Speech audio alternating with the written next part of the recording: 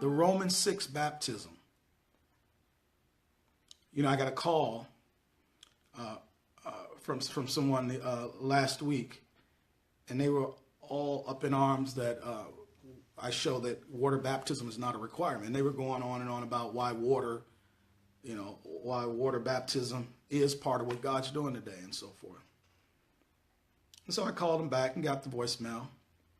And I said, I'm willing to talk to you about this, but you got to answer one question for me. In Ephesians chapter 4, verse 5, Paul says, for the body of Christ, there's one baptism. So I said, if you call back, make sure you have an answer for what the one baptism is. Because I said, I look at that. You believe it's water. I believe it's 1 Corinthians chapter 12, verse 13. For by one Spirit are we all baptized into one body. This is one done by the Spirit of God into the body of Christ. So I said, that's what I think the one is. Obviously, you don't. So let's talk about it. What is the one baptism of Ephesians 4:5? Well, he didn't call back. And the reason he didn't call back, most likely, is what are you going to say?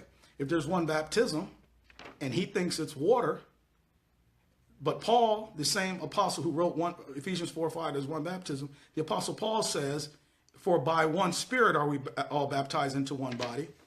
1 Corinthians 12, verse 13. In the book of Colossians 2, verse 12, buried with him in baptism, wherein also ye are risen with him through the faith of the operation of God. It's God's operation, not man's.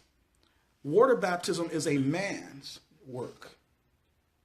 We're baptized by one Spirit. So he didn't call back because what he's going to say.